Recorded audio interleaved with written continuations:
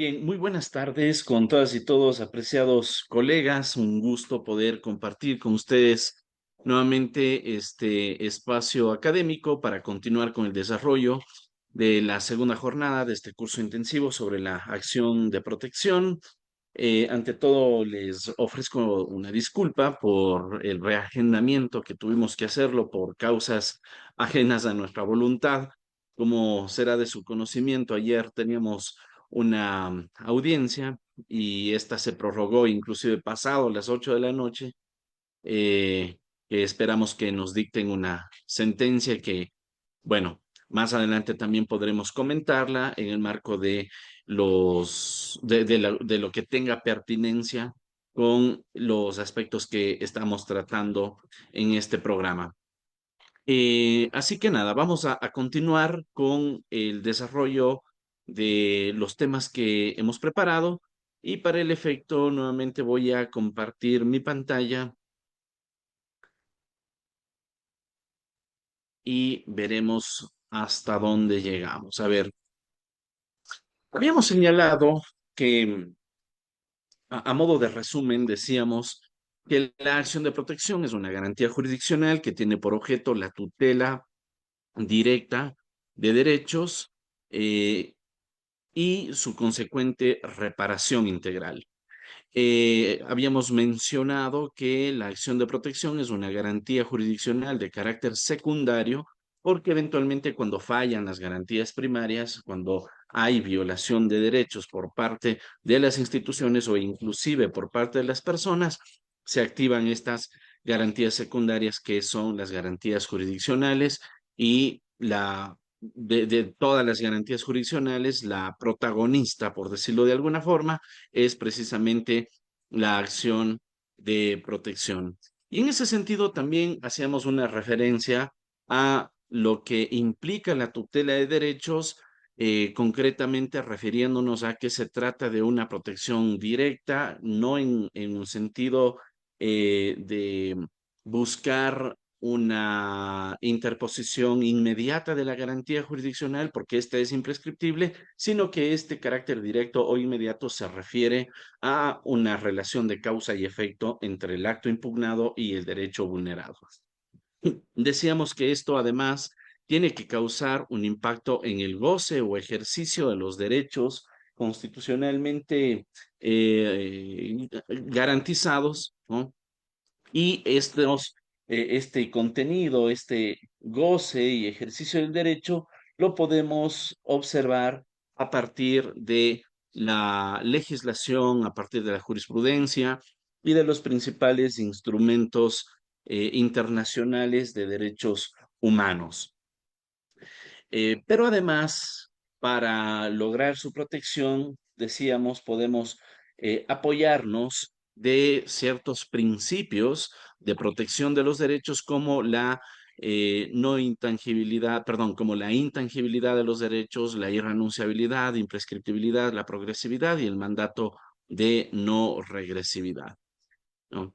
Entonces, claro, la acción de protección se encarga de la tutela de derechos y para el efecto entonces es necesario entender esta dimensión de lo que implica la tutela de derechos como tal. Pero ¿cuáles son esos derechos que están protegidos por la Constitución o que se protegen, perdón, a través de la acción de protección? Decíamos los derechos fundamentales, los derechos adquiridos y los derechos innominados. Y refiriéndonos a los derechos fundamentales, establecíamos que son aquellos que nacen con la persona, estos que resultan inherentes a la dignidad humana y por lo tanto le acompañan desde el inicio hasta el final de sus días, ¿no? A todos quienes somos sujetos de derechos. Y estos derechos fundamentales están generalmente reconocidos en la Constitución y en los instrumentos internacionales de derechos humanos. Pero por otra parte, también decíamos, están los derechos adquiridos, que tienen un rango de protección equivalente al de los derechos fundamentales. Pero decíamos también, los derechos adquiridos, a diferencia de los derechos fundamentales, no nacen con una persona, sino que a lo largo del tiempo cuando se configura la existencia de algún requisito establecido en la ley, entonces estos derechos se logran obtener o como su nombre lo sugiere, se logran adquirir y a partir de que se ha logrado obtener o adquirir ese derecho debe de ser protegido de la misma manera que se protege un derecho fundamental, ¿no? Y ahí platicábamos algunos ejercicios, comentábamos algunos ejercicios de casos reales en donde hemos tenido esta posibilidad de marcar la distinción entre derechos fundamentales y derechos adquiridos a modo de estudio previo para la interposición de garantías jurisdiccionales. Bien, ahora vamos entonces a continuar esta exposición refiriéndonos a los derechos innominados. Perdón. Decíamos, a ver, permítanme un segundo porque estoy con el sonido del WhatsApp y no quiero distraerme con eso. Ya, ¿dónde está? Aquí. Ya, muy bien. Entonces decía, vamos a continuar con el análisis ahora de lo que son los derechos innominados. Miren, eh, básicamente los derechos innominados tienen asimismo la misma dimensión, el mismo alcance que los derechos fundamentales. Inclusive diría la misma característica. Una característica en qué sentido? Pues en el sentido que los derechos fundamentales nacen con un sujeto y decíamos le acompañan hasta el final de sus días.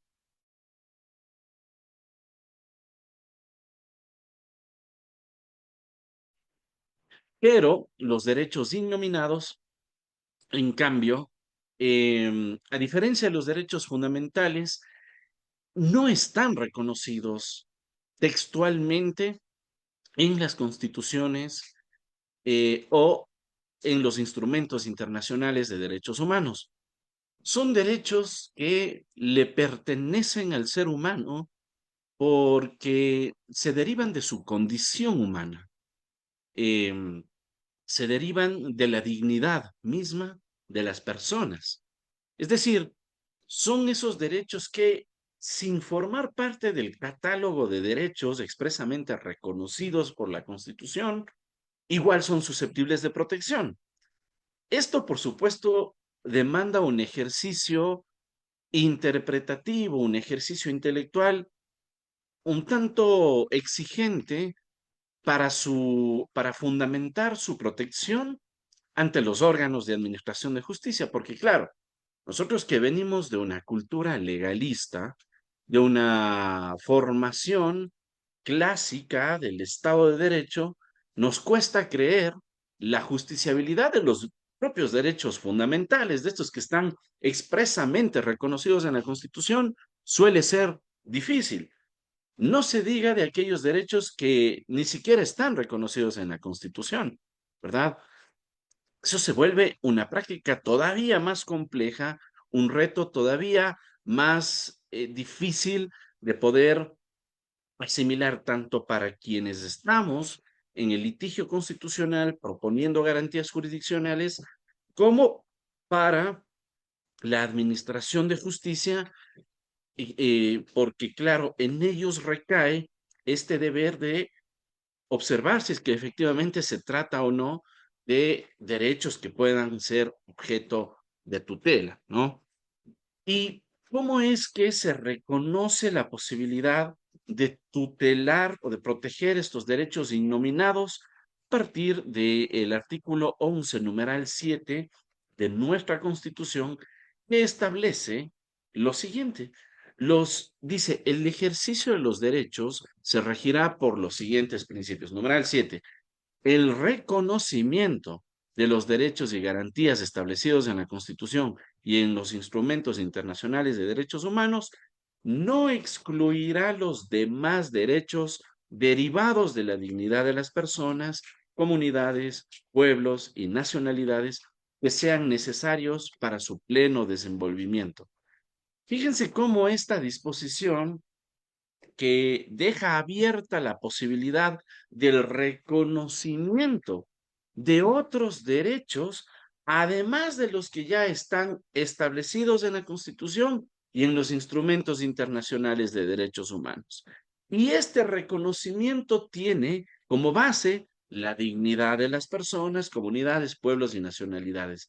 Si es que vemos, de hecho, la compatibilidad desde una interpretación integral de la Constitución, vamos a observar que el artículo 84 constitucional tiene una configuración muy similar a la del artículo 11, numeral 7, cuando establece las garantías normativas, ¿no?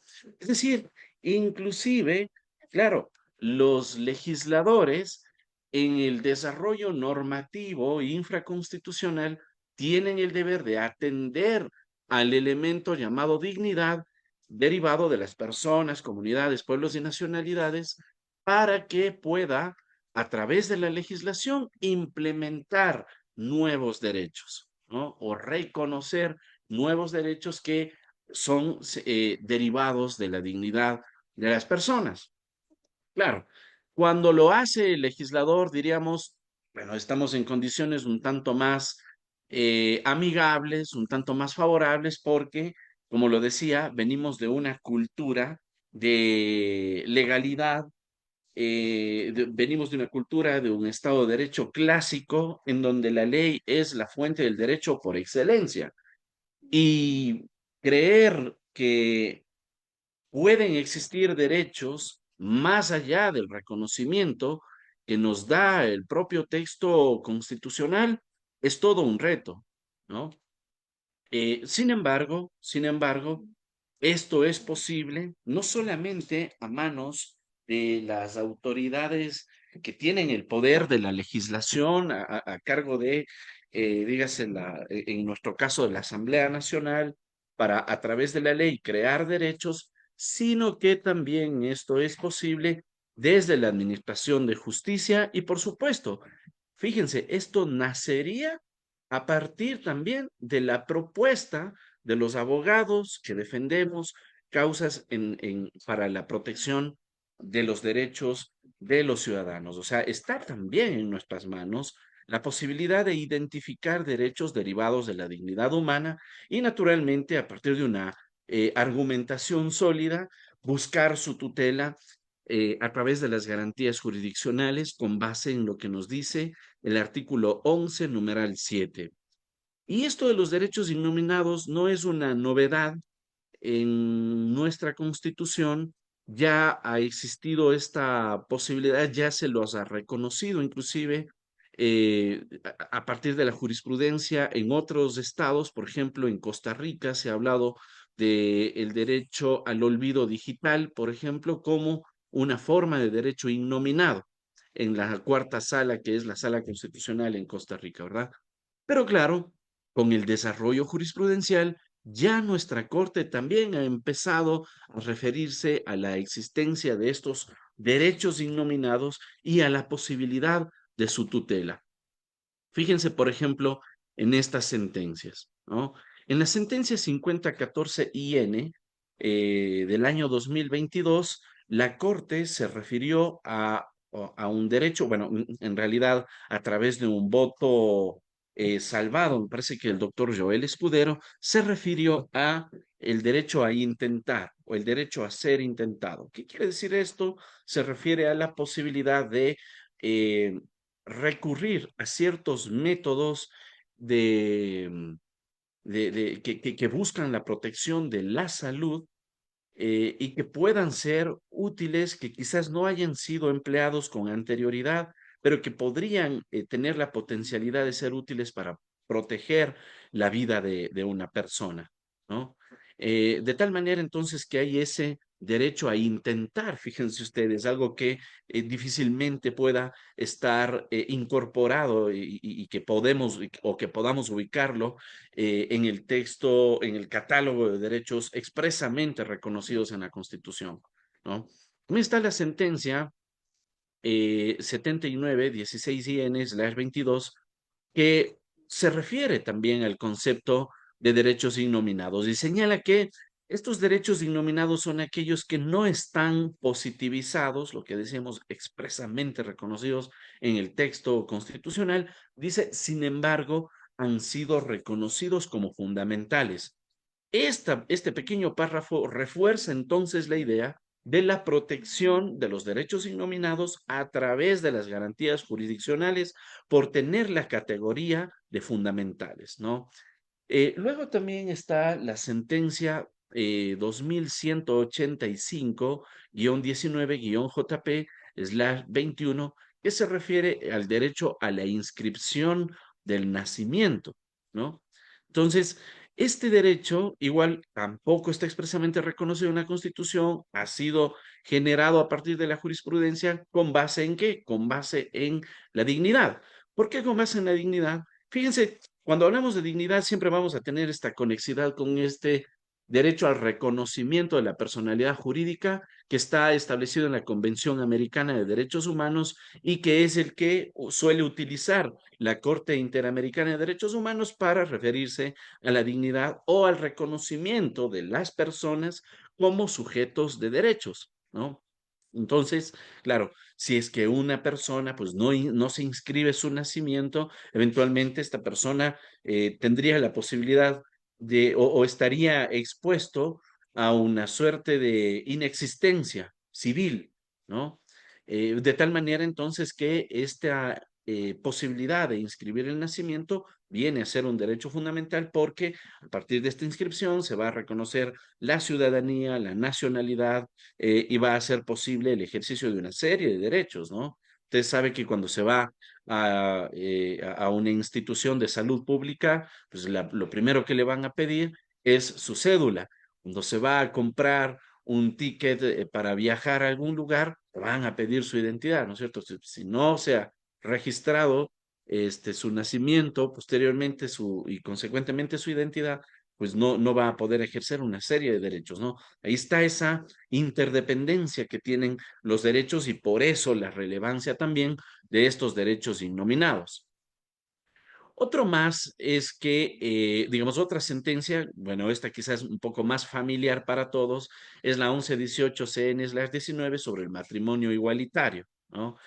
Este, mm, un derecho denominado así, sin embargo, ciertamente este derecho a la igualdad ya existía, ¿no es cierto? Por una parte, el derecho al matrimonio ya existía por otra, pero debieron entremezclarse estos dos derechos para proteger circunstancias específicas y de ahí es que surge esta posibilidad de ejercer el derecho al matrimonio igualitario, ¿no? Y a propósito de esta sentencia, en el párrafo 138 y posteriormente en el 144, se remarca esta referencia a los derechos innominados, ¿no? Ya en esa sentencia se dijo que estas normas que establecen derechos innominados se las conoce como cláusulas abiertas, ¿sí? Es decir, el 11 numeral 7 de la Constitución es una cláusula abierta.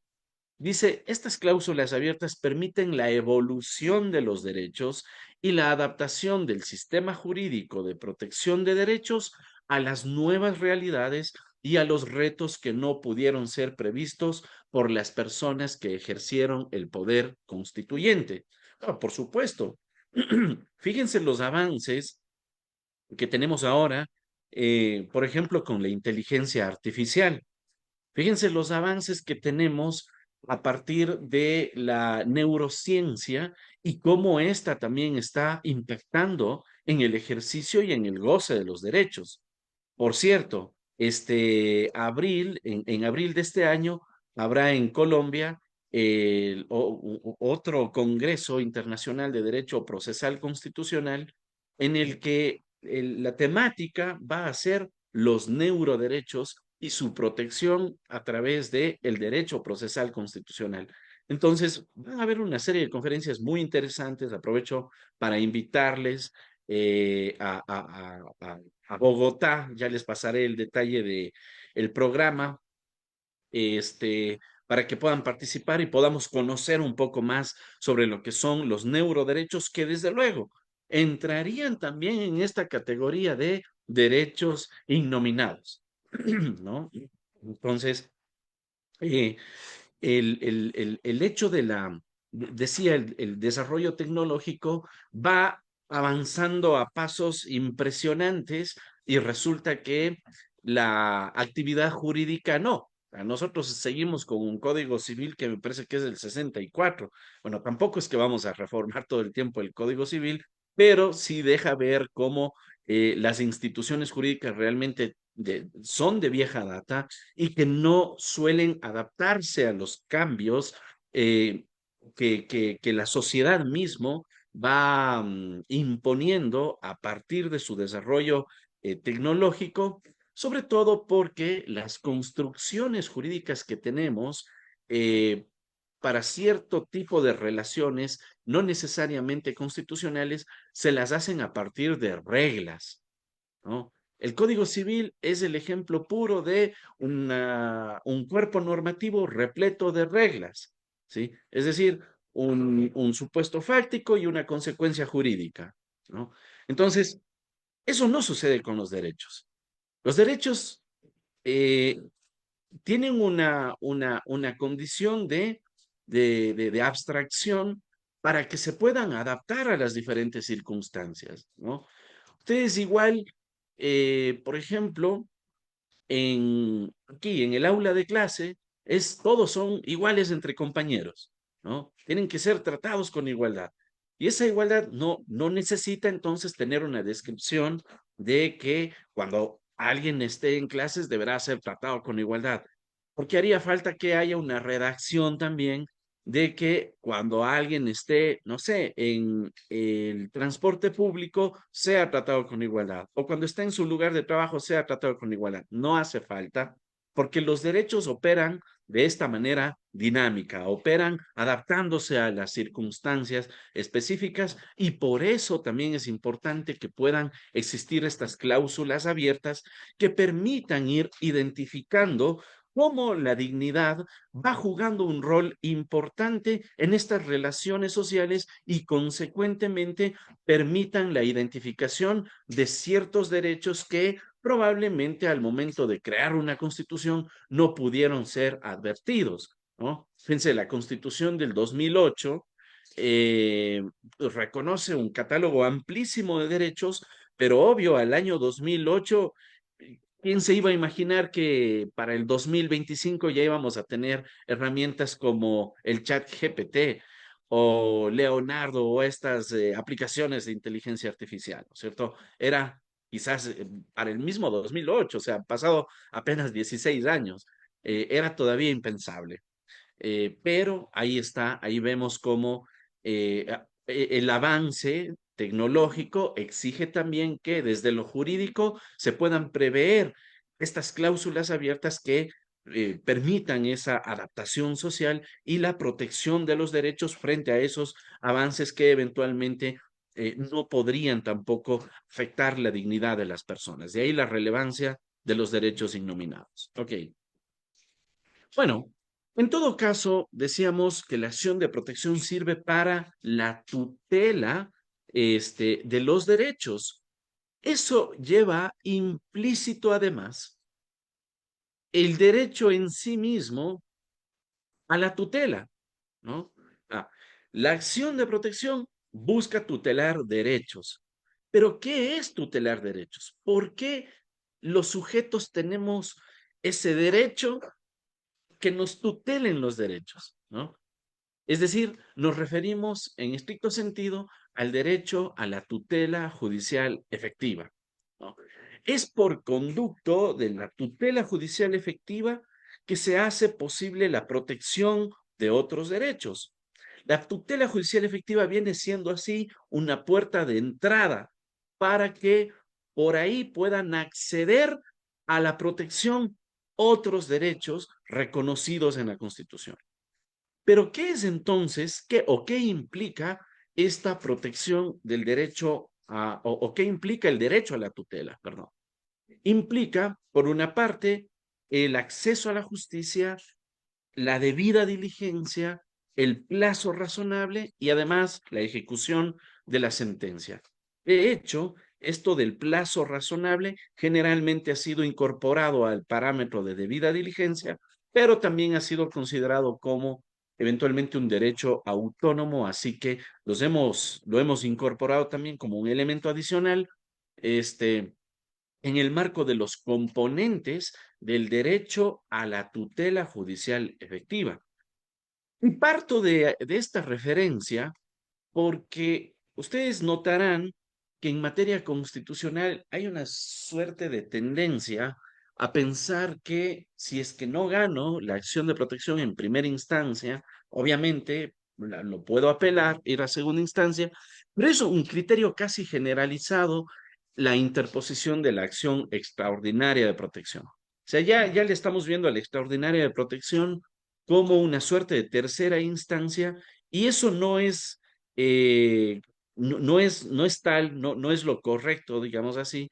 No podemos ir con la predeterminación de llegar a la extraordinaria de protección, porque la extraordinaria de protección exige asimismo que se presenten ciertas circunstancias especiales para que se la pueda proponer.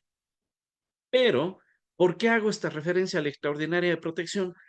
Porque la extraordinaria de protección tiene por objeto la tutela de derechos frente a las actuaciones de los jueces. Y son los jueces los principales sujetos encargados de hacer posible este derecho a la tutela. Es decir, si es que no se respetan estos componentes del derecho a la tutela, entonces habrá la potencial posibilidad de presentar una acción extraordinaria de protección por haber afectado alguno de estos componentes y consecuentemente repercutido en alguno de esos derechos cuya tutela se exigía, ¿no?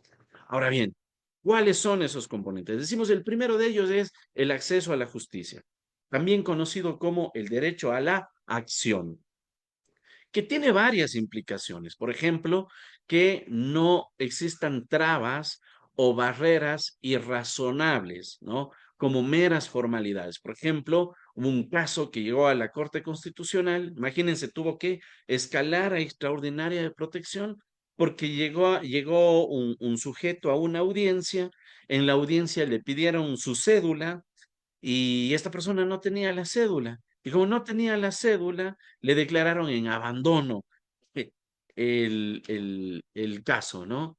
Entonces, ¿qué es lo que sucedió ahí? Se privilegiaron las formalidades, ¿cierto? Se impuso una traba o una barrera irracional, ¿sí? Termina siendo irracional pedir una cédula para condicionar que una persona pueda buscar justicia, ¿no? O por último, dígale, envíeme una copia o tráigame el día siguiente o algo por el estilo, subsanando ese tipo de formalidades porque sabemos que es un principio, creo que está en el 169 de la Constitución, que no se sacrificará justicia por la sola omisión de formalidades. Entonces, eso se refuerza con este derecho a la acción, que es un componente del derecho a la tutela judicial efectiva, ¿no? Eso también, digamos, este componente también implica que no se exijan condicionamientos no previstos en la ley, ¿no? Por ejemplo, que usted cuando va a litigar le exijan utilizar una corbata, ¿no? O sea, no hay ninguna disposición en el sistema jurídico que diga que los abogados tenemos que litigar con corbata. Esto lo hacemos por costumbre, por respeto, por solemnidad, etcétera, pero ¿usted cree que si es que no le permiten litigar con corbata, pues haya alguna afectación que pueda ser más adelante susceptible de reclamación ante la justicia constitucional? Por supuesto, porque le están condicionando a partir de cuestiones que no están establecidas en la ley, ¿verdad? Y por supuesto, tampoco por condicionamientos que puedan restringir derechos constitucionales. Em, de alguna manera exigiendo, bueno, sigue la misma línea de racionalidad que los elementos anteriores, ¿no? Con más razón si es que son restrictivos de derechos, ¿no? Dígase exigir, por ejemplo, que una persona que no puede trasladarse a una audiencia porque quizás está en silla de ruedas y la audiencia es en el último piso y exigirle que suba sin que tal vez haya un ascensor, pues son acciones restrictivas de derechos, ¿no? Ahí es importante que las autoridades actúen en torno a los derechos, ¿no? Es un poco lo que comentábamos ayer en la audiencia. En el Estado constitucional es importante que las autoridades tomen sus decisiones en torno a los derechos, ¿sí? Si las circunstancias específicas exigen que los derechos puedan ejercerse de determinada manera, pues no son los derechos los que se deben de adaptar al capricho de la autoridad. Es la autoridad la que tiene que hacer posibles los derechos, ¿no? Para eso hay un abanico sumamente amplio y por eso es que estos derechos operan, como diría Alexia, a modo de mandatos también de optimización. Bien. Luego dice, este acceso a la justicia también consiste en recibir una respuesta sobre las pretensiones formuladas, ¿no? Eh, ¿A qué se refiere este tema? Ustedes saben que cuando se presenta una demanda, uno plantea una pretensión concreta, ¿no? Es decir, determina los cargos que le corresponde resolver al juez y parte del derecho a la tutela judicial efectiva implica que el juez me dé una respuesta a ese pedido que yo le hago, a esa pretensión que yo le hago. No necesariamente una respuesta favorable, ¿no? La respuesta puede ser negativa, pero tiene que haber respuesta, ¿sí? De hecho, ayer sucedió algo que me llamó mucho la atención, que decían, nos vamos a abstener de pronunciarnos sobre ciertos decretos que han sido derogados. Y esta abstención se deriva de una práctica eh, sumamente antigua conocida como el non liquid, que daban los jueces, que significaba me abstengo. ¿Y cuándo lo dictaban? Lo dictaban cuando no consideraban que tenían los elementos suficientes jurídicamente hablando para dar una respuesta. Es decir, cuando el sistema jurídico no tenía una respuesta, entonces los jueces estaban autorizados a abstenerse. Pero en materia constitucional hay un principio expreso que prohíbe la abstención en la administración de justicia. No creo que realmente eso lo lleguen a materializar en la sentencia. Bueno, sería un despropósito que lo hagan. Ya lo hicieron oralmente. En la sentencia escrita tendrían que ser fieles a lo que dijeron oralmente, pero hay un principio expresamente reconocido en la Ley de Garantías Jurisdiccionales que no permite abstenerse. ¿Por qué? Porque sucede esto, sucede la afectación del derecho a la tutela judicial efectiva por falta de respuesta a esas pretensiones formuladas por las partes procesales, ¿no? Entonces, claro, si es que eventualmente yo planteé que en sentencia se resuelva o plantee como objeto de la controversia A, B y C, necesario que en la sentencia me diga sobre A, pienso lo siguiente, esta es su respuesta. Sobre el punto B, este es el análisis, ¿verdad? Y sobre el punto C, este es el análisis. Individualizar las pretensiones le lleva no solamente al juez a garantizar este derecho a la tutela judicial efectiva, que como digo, no implica el derecho a que le den la razón, sino a tener una respuesta. Pero paralelamente también se asegura esta garantía de la motivación, ¿no? Recordemos que en la garantía de la motivación, como principio básico del derecho a la defensa, que a su vez forma parte del derecho al debido proceso, implica que haya una respuesta clara sobre los hechos puestos a consideración del juzgador como objeto de la controversia. y su punto de vista sobre cada uno de estos hechos, porque de otra manera el juez se expone a una falta de motivación, ¿no? O a una eventual motivación inexistente, viciando su sentencia y abriendo la posibilidad para que ésta pueda ser revocada, ¿no? Bien, y finalmente decimos también, aquí tenemos una referencia especial a las responsabilidades del sujeto procesal, ¿no? Es decir, em, los sujetos procesales en el desempeño de las causas tienen que asumir ciertas responsabilidades para que el acceso a la justicia pueda ser posible a lo largo de las diferentes instancias y grados que se han asegurado desde el sistema jurídico procesal. Han habido casos en los que, por ejemplo, alguien presentando el recurso de apelación dentro del término legal, le dicen se tiene por no interpuesto el recurso y consecuentemente se lo rechaza, ¿no? Entonces, claro, estos sujetos han llevado el caso a la Corte Constitucional señalando que no, sí propusieron el recurso oportunamente y tenían derecho a recurrir el fallo, tenían derecho al doble conforme, tenían derecho a la tutela judicial efectiva.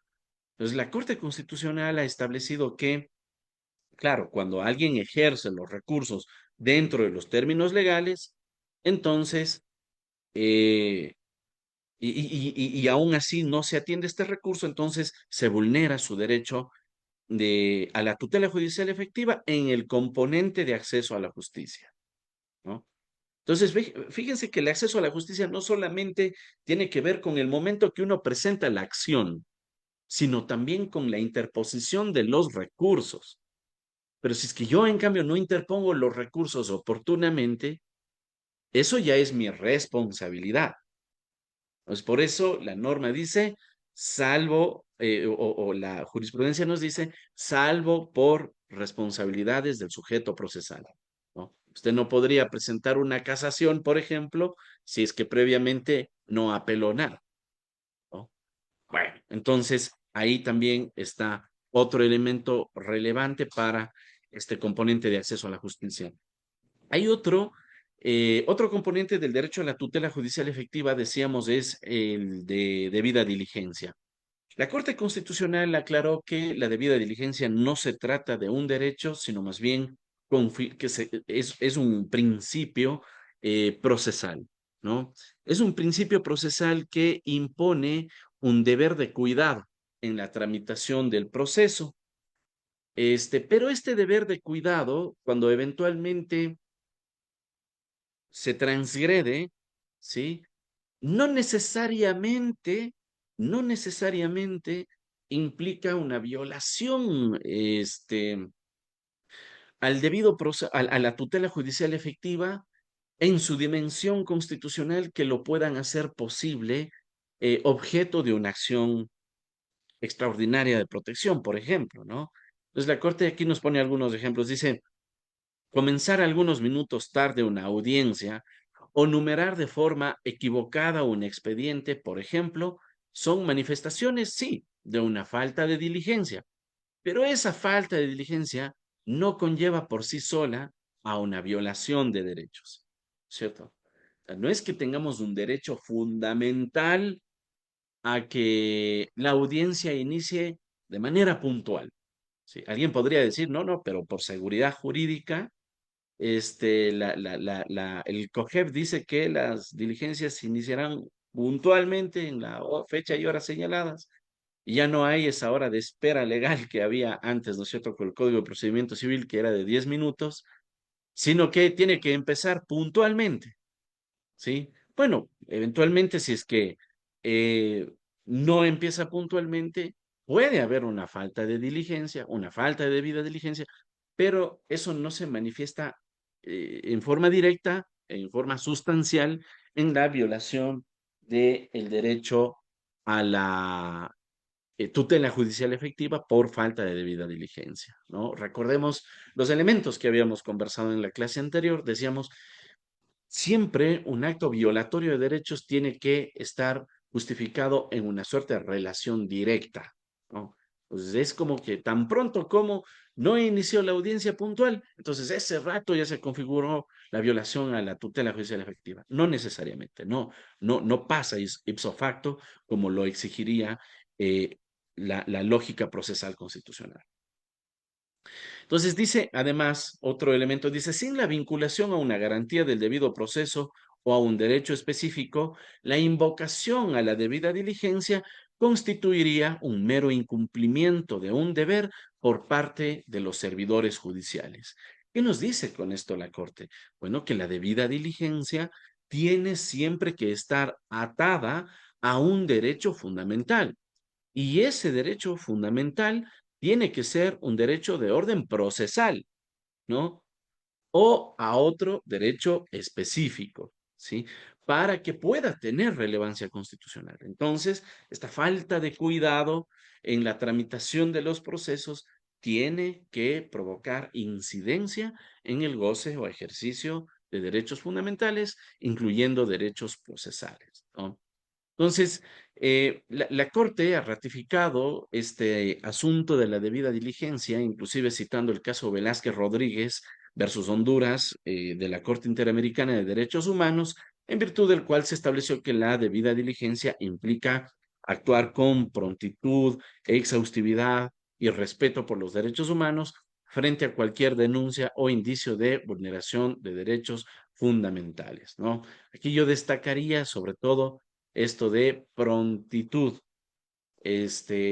la intervención oportuna de las autoridades que reciben en sus manos algún caso de, de violación de derechos humanos, tienen que hacer todo lo que esté en sus manos para actuar con prontitud. Yo creo que este principio de debida diligencia un poco va a cobrar más relevancia cuando se creen los juzgados constitucionales especializados, ¿no? Aquí un pequeño comentario sobre el tema. El Consejo de la Judicatura ya publicó que se van a abrir judicaturas constitucionales especializadas, em, pero de acuerdo con el número de jueces que van a implementar en estas judicaturas especializadas, parece que se va a venir una suerte de saturación de las acciones constitucionales.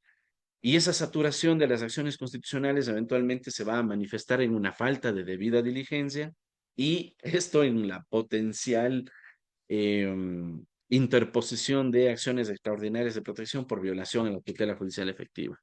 Espero equivocarme, pero sí creo que el número de judicaturas constitucionales especializadas debe de aumentar porque el que se ha propuesto me parece que es insuficiente dados los números, ¿no? De la interposición de garantías. Bien, otro componente de la tutela judicial efectiva, decíamos, es el plazo razonable. Muchas veces este plazo razonable ha sido analizado desde la óptica de la debida diligencia porque implica este deber de actuar con el debido cuidado, ¿no es cierto? Y por lo mismo, actuar con prontitud, decíamos, ¿no? Y entonces, em, la falta al deber de cuidado en la actividad jurisdiccional ha sido vista como una forma de afectación del plazo razonable, ¿no? O más bien el plazo razonable deviene o se manifiesta a través de esta falta de deber de cuidado en la actividad jurisdiccional.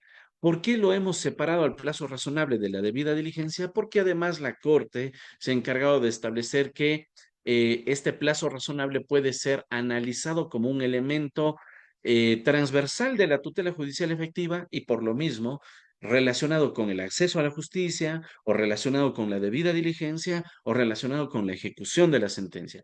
Pero también nos dice la Corte podría tener contenido propio como un derecho autónomo. Y por lo tanto, usted podría acudir a la Corte Constitucional eventualmente si es que hay violación al plazo razonable argumentando plazo razonable solito, como derecho autónomo y no necesariamente como un componente del derecho a la tutela judicial efectiva, ¿no? Ahora, cuando hay afectación al plazo razonable, cuando se presentan los siguientes criterios. Primero, cuando el caso es complejo, ¿sí? O sea, o más bien para establecer si es que hay una violación al plazo razonable, se deben de tener en cuenta estos criterios. Primero, la complejidad del asunto, ¿no? Hay casos que son extremadamente más complejos y por lo tanto demandan, exigen mayor duración como tal del proceso para que pueda haber un momento que les permita a las autoridades jurisdiccionales analizar el caso, ¿no? Y sustanciar los procesos de acuerdo con la complejidad que ha llegado a su conocimiento. Otro elemento que configura una eventual violación al plazo razonable es la atención cuál ha sido la actividad procesal del interesado, ¿no?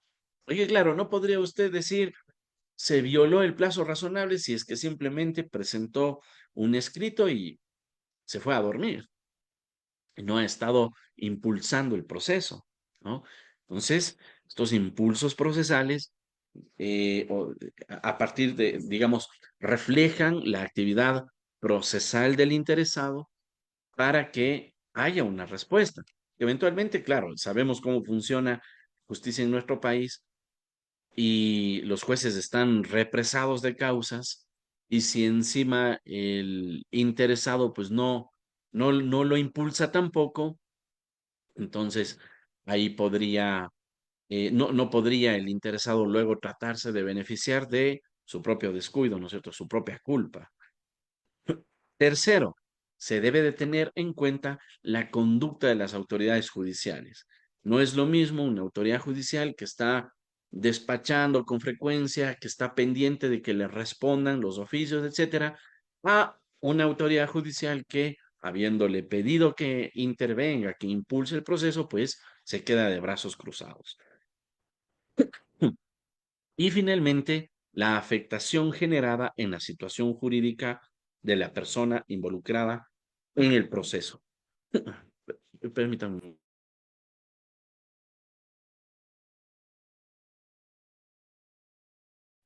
Entonces, el plazo razonable o, o, la, o el retraso, digamos, en la sustanciación de un proceso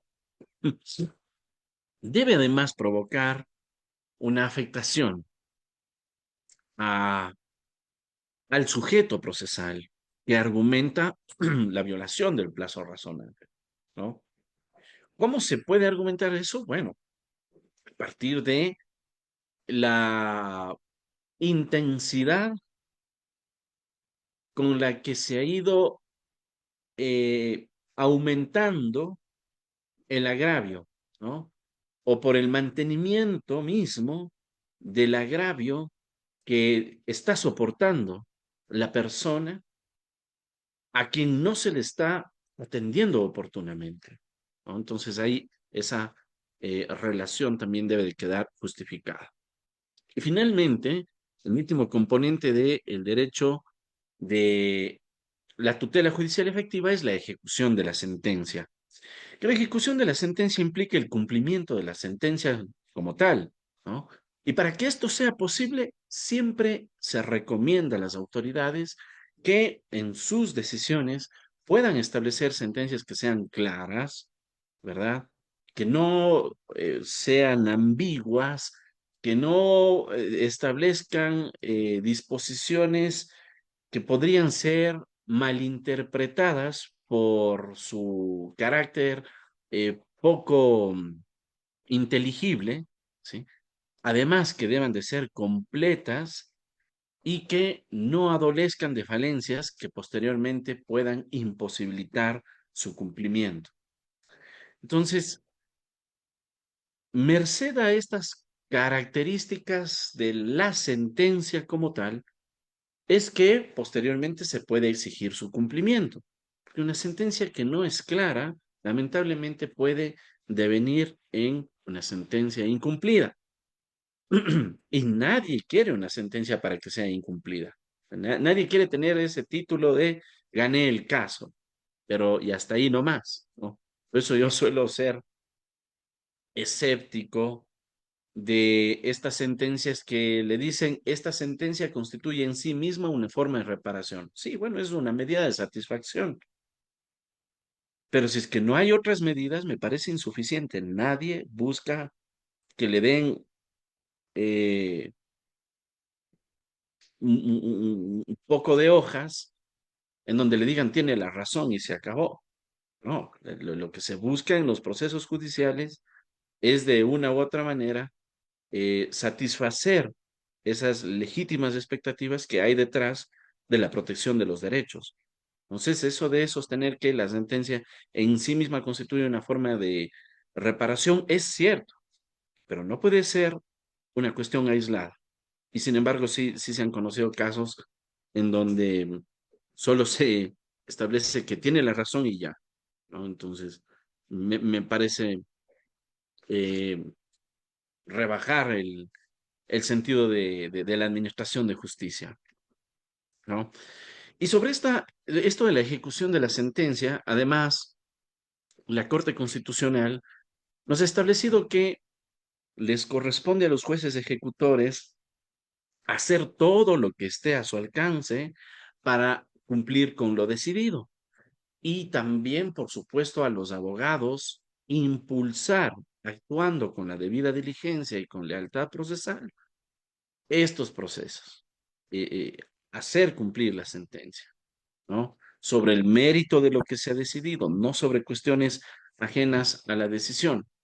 Y también en el ámbito de la ejecución de la sentencia, eventualmente también se ha dado casos en los que, por decirles, han existido errores en la redacción de la sentencia y por esos pequeños errores se ha imposibilitado su ejecución, ¿no?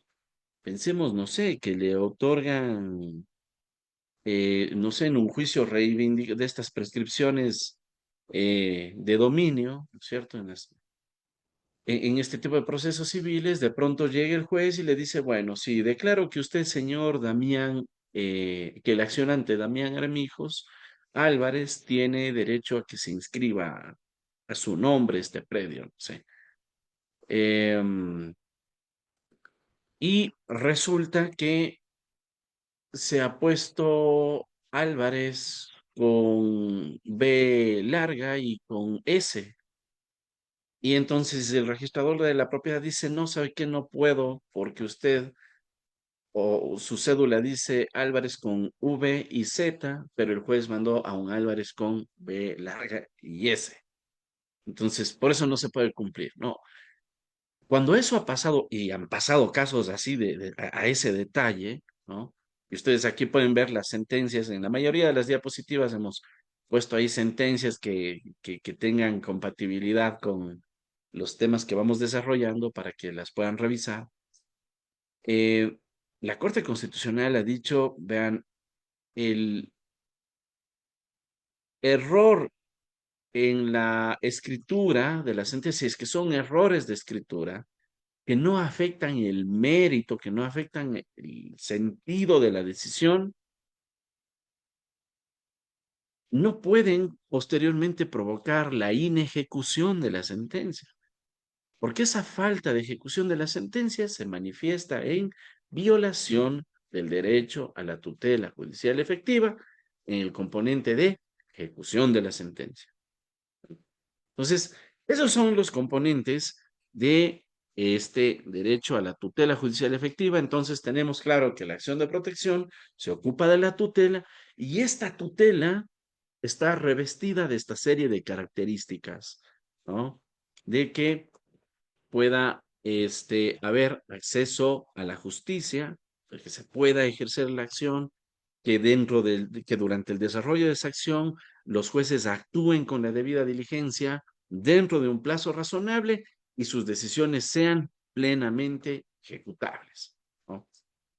Y por último, decíamos además que la acción de protección se ocupa también de la reparación integral de esos derechos que han sido vulnerados. Pero, ¿qué es la reparación integral? A criterio de la Corte Constitucional, la reparación opera como un derecho y como un principio, ¿no? Como un derecho en la medida que, reconociéndose el daño, una vez que se determina que una persona ha sido vulnerada en sus derechos, el efecto automático es su reparación integral. Veamos lo que dice el artículo 11, numeral 9 de la Constitución.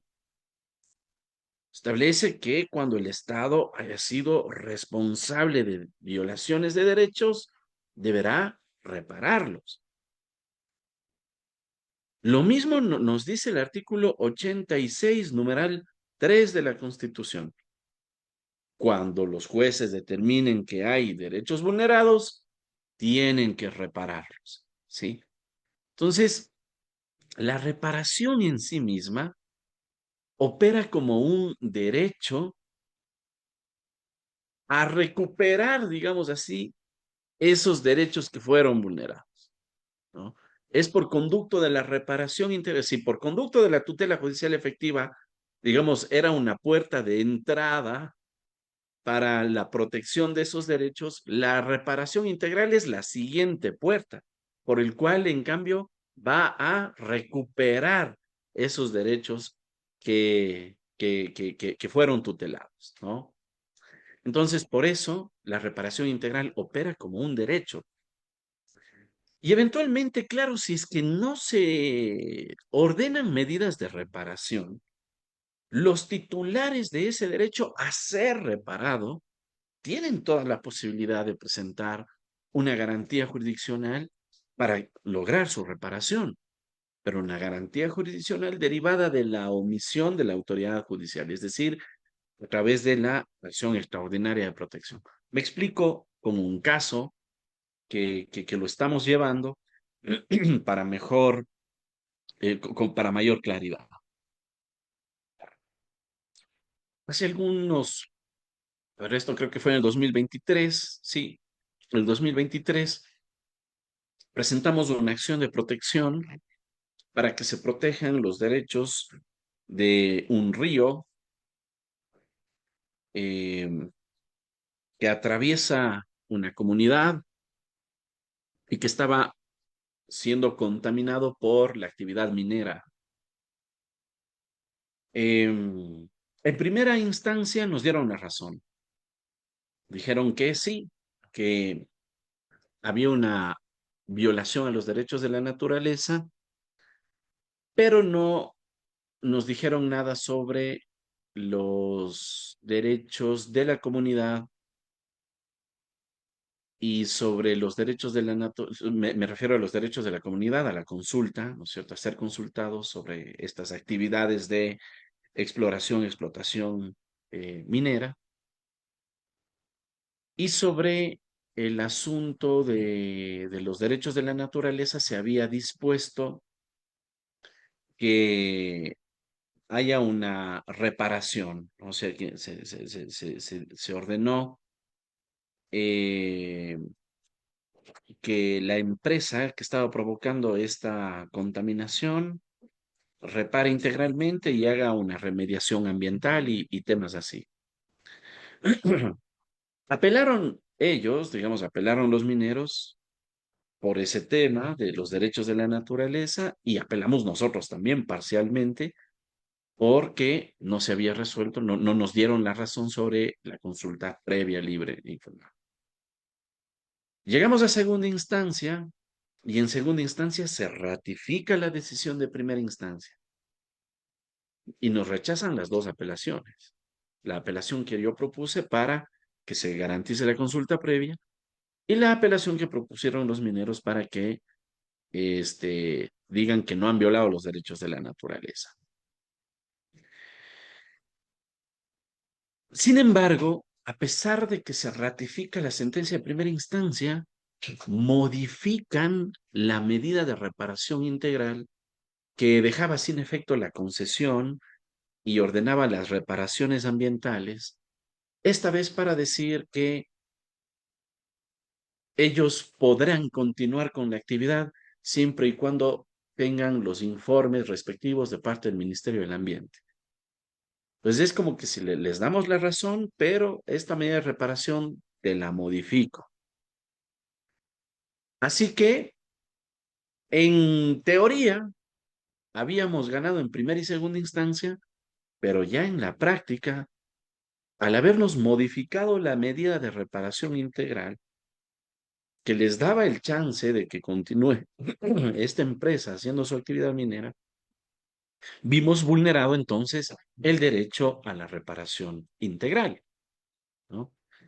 Y, y además insistimos, ¿no? En el tema de la consulta previa, libre e informada. De tal manera que propusimos una acción extraordinaria de protección.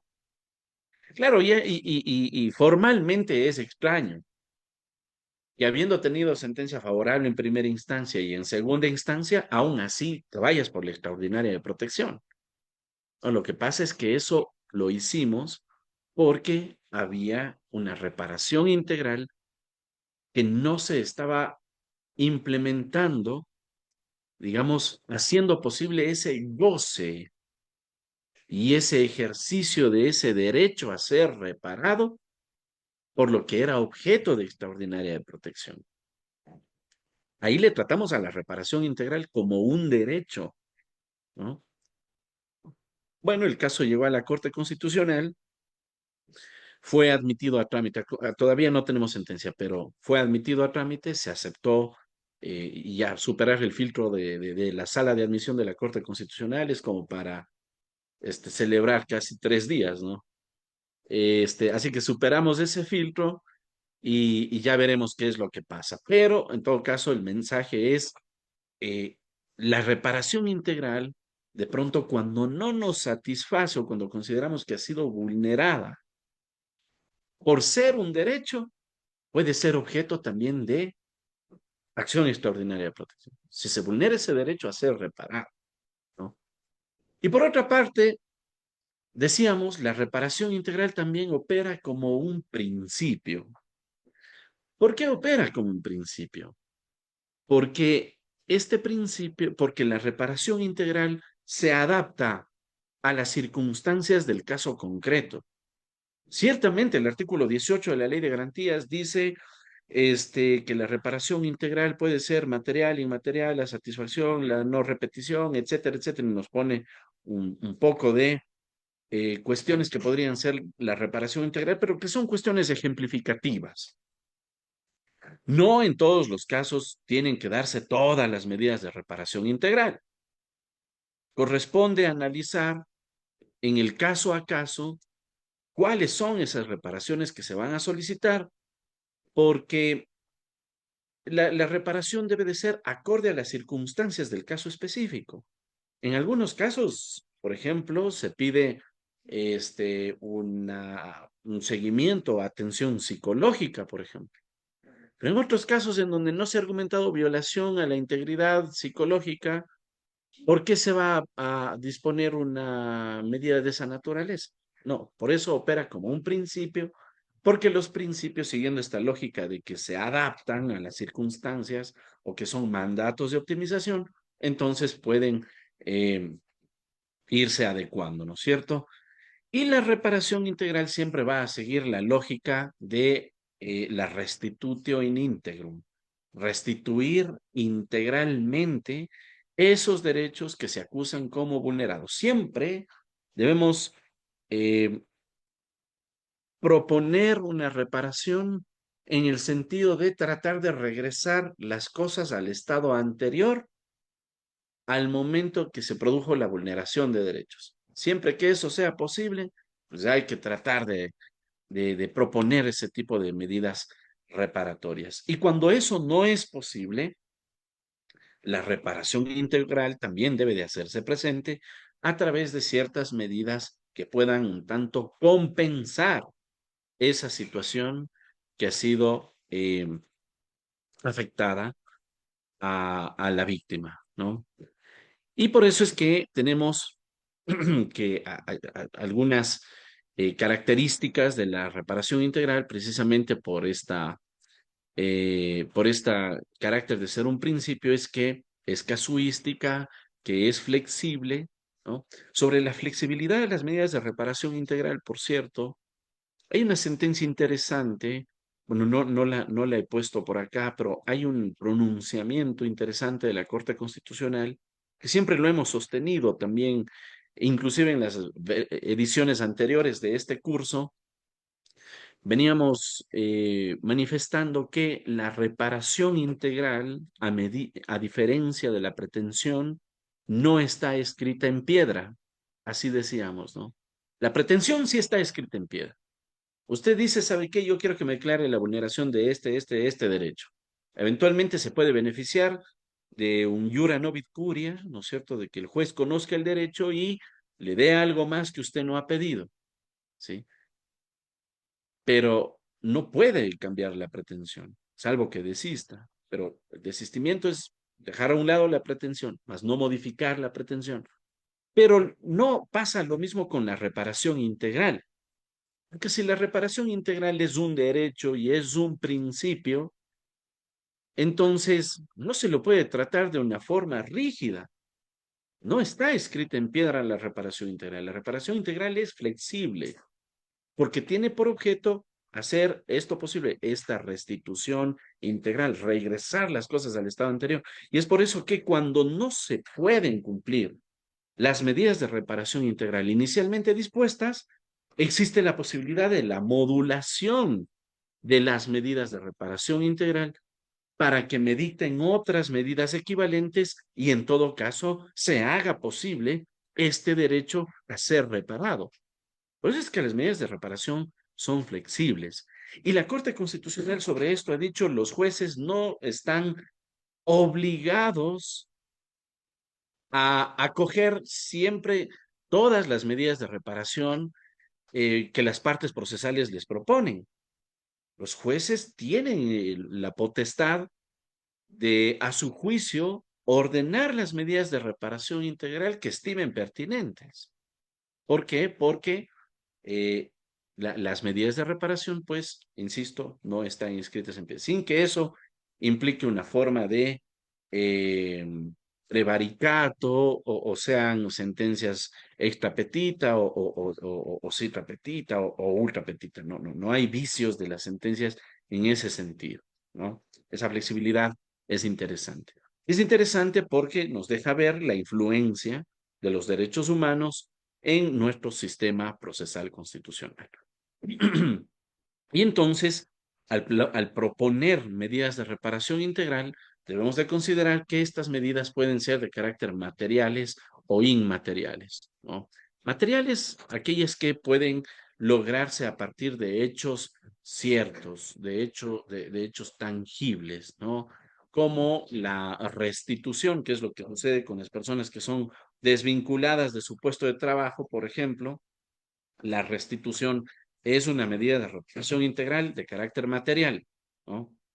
La rehabilitación, ¿qué pasó si a consecuencia de una tortura, por ejemplo, alguien necesita un tratamiento, necesita una rehabilitación? Pues entonces se puede ordenar como medida de reparación material la prestación de ciertos servicios. O la compensación, de pronto cuando no hay ya la posibilidad qué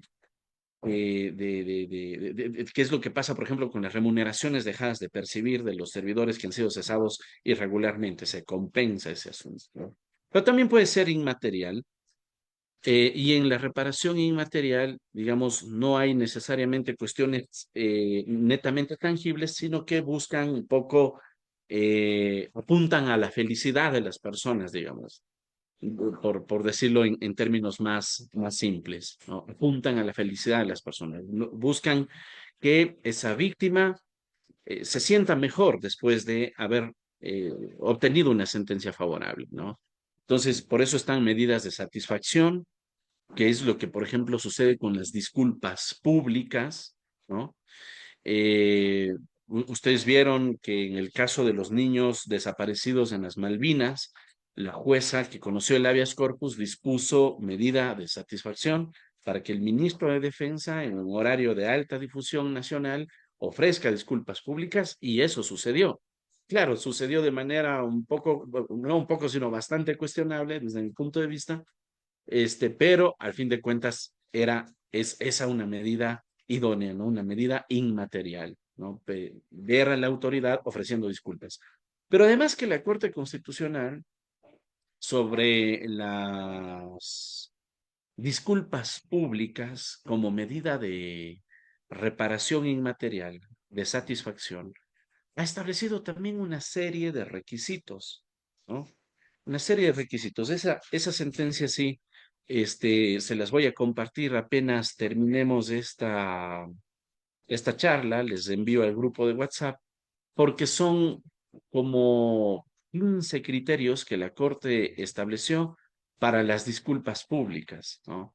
Te dice que tienen que ser, estas disculpas públicas primero tienen que ser sinceras, tienen que ser acordadas con la víctima, tienen que ser realmente públicas, es decir, lograr este alcance con la ciudadanía, tienen que ser acordadas con la víctima, tienen también que procurar incorporar en la disculpa el reconocimiento de los derechos que han sido vulnerados, el reconocimiento además de que la víctima no tuvo la culpa por los hechos sucedidos y una serie de elementos adicionales. Entonces es interesante cómo la configuración de las medidas de reparación integral, inclusive, logran irse desarrollando a partir de la jurisprudencia, ¿no? Ustedes conocerán en el caso que patrocinamos de la señora vicepresidenta, se ordenaron también disculpas públicas al Ministerio del Trabajo y al día siguiente sacaron un comunicado escueto de 4 líneas sin sin los nombres, de las partes involucradas, sin referencia a los derechos vulnerados, en una letra pequeña que inclusive fue un comunicado que posteriormente hasta borraron, ¿no? Y se dijo que ya se ofreció disculpas públicas. Entonces, pedimos a la autoridad judicial que se disponga al Ministerio del Trabajo, a través de su primera representante, que es la ministra, que estas disculpas públicas se ofrezcan observando estos estándares establecidos por la jurisprudencia constitucional, ¿no? Otra medida de satisfacción, por ejemplo, la colocación de placas en diferentes lugares que reconozcan esta situación. Se han dado casos, por ejemplo, desde la Corte Interamericana, en cambio, en los que se ha dispuesto hasta la ubicación de estatuas, ¿no? O la creación o la implementación de parques conmemorativos o de áreas públicas conmemorativas a la memoria de las víctimas. Es decir, hay múltiples formas de establecer la reparación integral. Por eso es que la reparación es un principio, porque puede ser de la forma que usted considere conveniente. ¿Para qué? Para lograr ese bienestar espiritual en la víctima, ¿no? Pero también aquí vemos la compensación, fíjense ustedes. La compensación también está en las formas de reparación material, pero también la compensación puede estar dentro de las reparaciones inmateriales. ¿Por qué? Porque eventualmente esta contraprestación frente al daño causado. Hay daños que son incalculables, ¿no? O sea, realmente no hay manera de establecer económicamente cuánto vale la violación de cierto derecho, ¿no? Hay daños que son incalculables.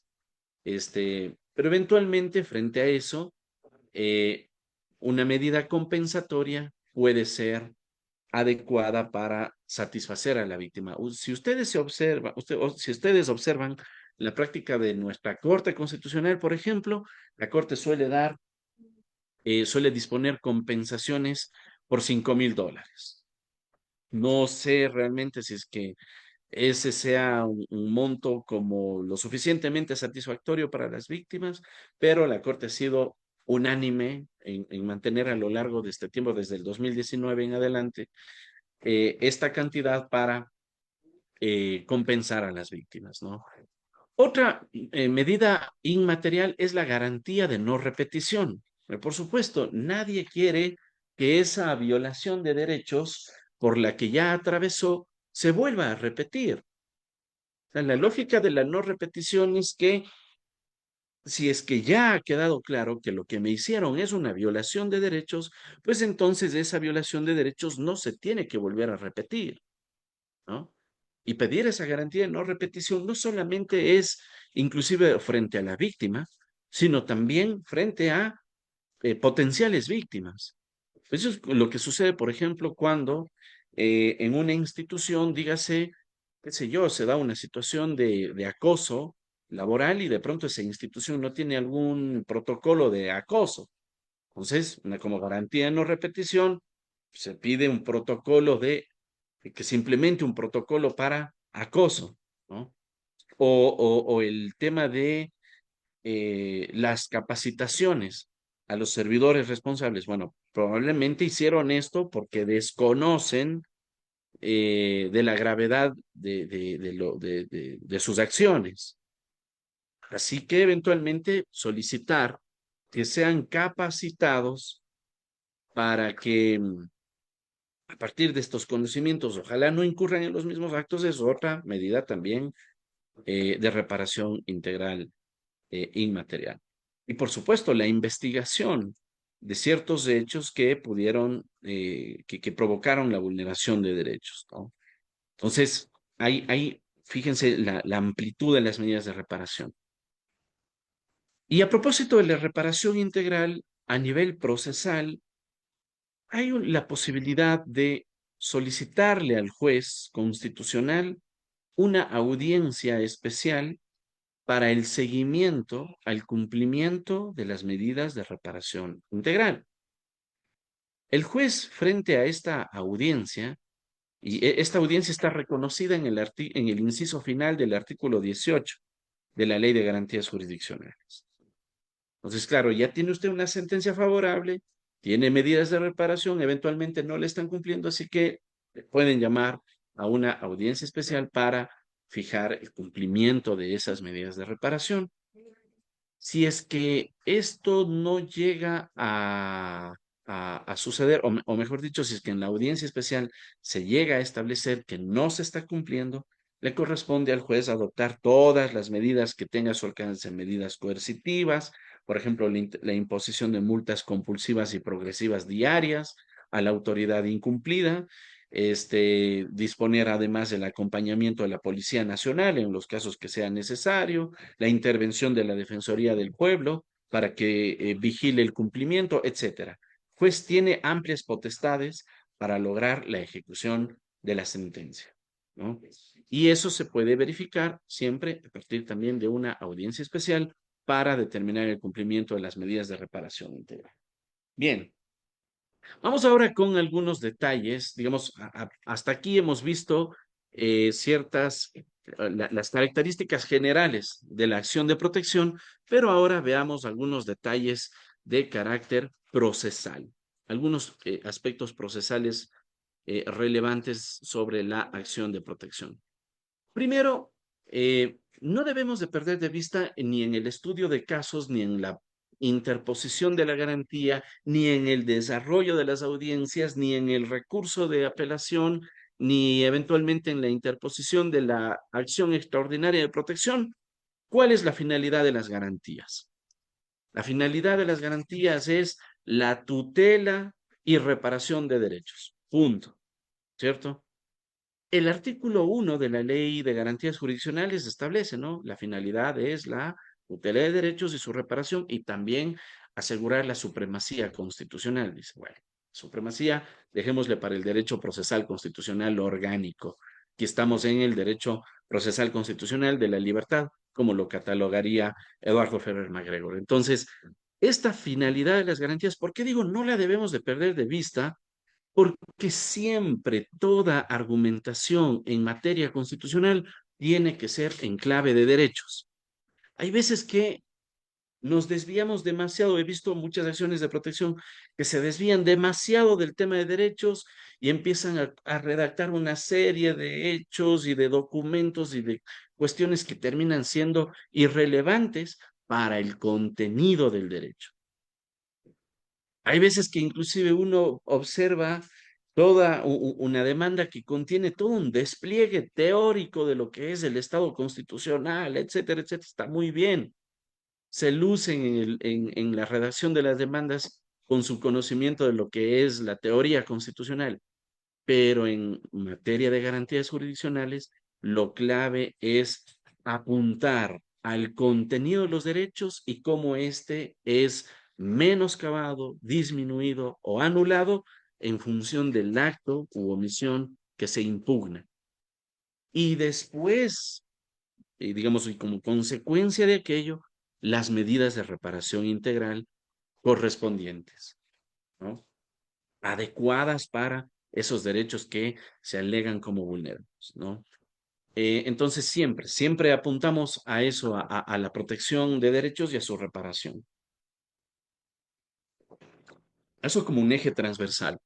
Luego, además, em, en materia procesal constitucional, en nuestro país se reconoció la posibilidad de que sea aplicable el Código Orgánico General de Procesos, pero solo de manera subsidiaria, solo de manera subsidiaria. Solo cuando no esté expresamente reconocida la institución en la Ley de Garantías Jurisdiccionales y Control Constitucional, se puede recurrir al COGEP.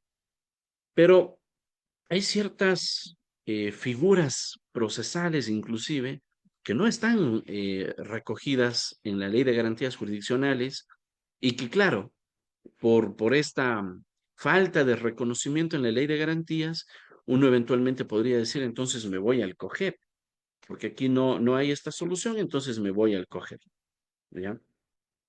Eh, Creo que por ahí falta alguna directriz por parte de la Corte Constitucional que nos permita identificar cuándo sí y cuándo no, la subsidiariedad. Porque, por ejemplo, la subsidiariedad para temas de solicitar aclaración y ampliación de acuerdo con el COGEP, está plenamente reconocida. Claro, alguien me podría decir, no, pero la ley de garantías jurisdiccionales sí reconoce el recurso de aclaración y ampliación en el artículo 94. Sí, sí, sí, pero ese artículo 94 resulta que está regulado como la posibilidad de aclaración y ampliación, pero para las sentencias de control abstracto de constitucionalidad. ¿No? Entonces, no se ha previsto una suerte de parte general en la ley de garantías jurisdiccional. Hay un capítulo de normas comunes, eso sí, pero ahí no se regulan normas comunes procesales como sucede con el COGEP para cuestiones de aclaración y ampliación, para cuestiones, por ejemplo, de recusación de jueces, etcétera. No se sabe, ¿no? Entonces, por ahí hay un poco todavía, el camino está un tanto oscuro. Lo que podría decir a partir de la práctica de la jurisprudencia de la Corte sería que la subsidiariedad del COGEP es posible solamente en aquello que sea compatible con nuestro sistema procesal constitucional implementado por la Ley de Garantías Jurisdiccionales. Solo en lo que sea compatible. ¿Por qué lo digo así? Porque, claro, han habido casos, por ejemplo, en el que aplicando el COGEP se ha llegado en procesos constitucionales a la conciliación. A la conciliación, fíjense usted. Se han llegado porque dice, bueno, la conciliación es un principio reconocido en la Constitución, el COGEB establece también la posibilidad de que las partes lleguen a un acuerdo y se ha celebrado una conciliación, ¿no? Entonces hubo un caso en el que un sujeto llegó a una conciliación con el IES en determinado caso y el IES no cumplió su parte, no cumplió su parte del acuerdo. Así que este sujeto luego presentó una acción de incumplimiento diciendo, vean, el IES no cumple, la conciliación que fue aprobada en sentencia tiene fuerza de cosa juzgada y por lo tanto de sentencia, así que pido el cumplimiento. Y cuando la Corte Constitucional conoce el caso, dice, ¿de dónde sacaron ustedes que en materia constitucional es posible la conciliación? ¿Quién les dijo que es posible la conciliación en materia constitucional? El objeto de la acción de incumplimiento son sentencias, dictámenes y acuerdos reparatorios. Capaz que ustedes quisieron hacer un acuerdo reparatorio, pero lo que en realidad hicieron es una conciliación, que no son lo mismo. En el acuerdo reparatorio hay una suerte de, no una suerte de, sino hay explícitamente un allanamiento por parte del órgano demandado y hay un reconocimiento por lo mismo de vulneración de derechos. Fíjense lo que habíamos hace un ratito, la finalidad de las garantías. Vulneración de derechos y la determinación de las medidas de reparación integral. En estricto sentido, nuestro sistema procesal constitucional no reconoce la posibilidad de la conciliación. Porque yo cedo y tú cedes. Y nos ponemos de acuerdo y se acabó el tema. No, no lo hace. ¿Por qué? Porque en los fundamentos del derecho procesal constitucional está una configuración armoniosa del derecho constitucional, el derecho procesal y los derechos humanos. Derechos que son irrenunciables. Si es que esos derechos son irrenunciables, ¿cómo puedo yo conciliar? Por eso es que no existe la conciliación en materia constitucional.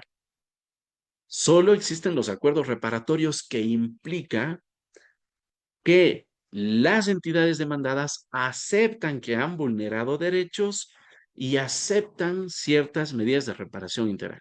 Yo por eso, cuando propongo acuerdos reparatorios, o las recomendaciones que cuando se propongan acuerdos reparatorios, ahí ustedes procuren ciertamente negociar, permítanme la expresión, negociar.